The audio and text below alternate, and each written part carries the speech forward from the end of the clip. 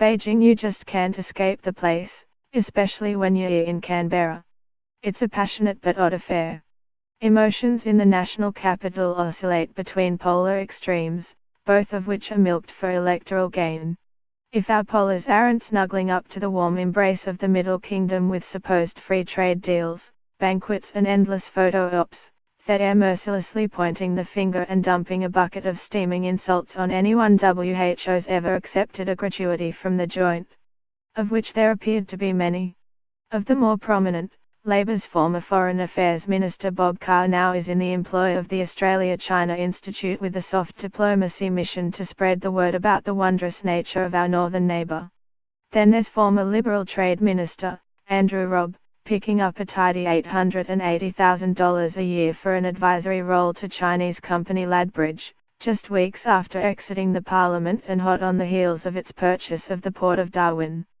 This morning it will be the turn of Treasurer Scott Morrison when he delivers the latest mid-year economic and fiscal outlook, or MYEFO for those who love their acronyms. No, SEO has been accused of being on Beijing's payroll. But the set of figures he hands down today will show a dramatic turnaround in the government's fortunes. A reduced deficit and lower debt. And that's largely thanks to Beijing and the massive ongoing stimulus program driving China that has kept resource prices at elevated levels this financial year. Until last year, the MYEFO pantomime had developed into something of a Yuletide tragedy, a ritual humiliation of whoever happened to occupy the treasurer's chair. For most of the past decade, the optimistic forecasts contained in the budget just 6 months earlier have had to be junked along with the rosy promises of budget repair. Last year, Mr. Morrison surprised everyone with a mild improvement. This time around, we're likely to see a dramatic jump in revenue and a modest decline in expenditure.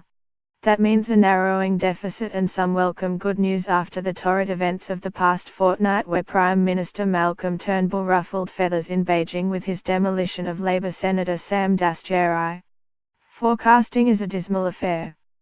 For years, even the brightest minds in the economic crystal ball gazing business from the Reserve Bank to Treasury have been horribly wrong on almost everything.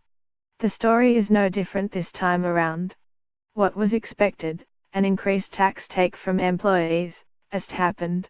But that's been more than compensated for by an unexpectedly big jump in company profits and corporate taxes.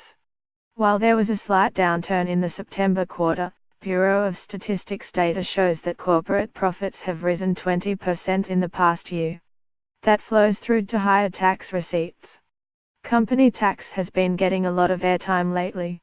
But when it comes to the national finances, it is ordinary workers who normally do all the heavy lifting.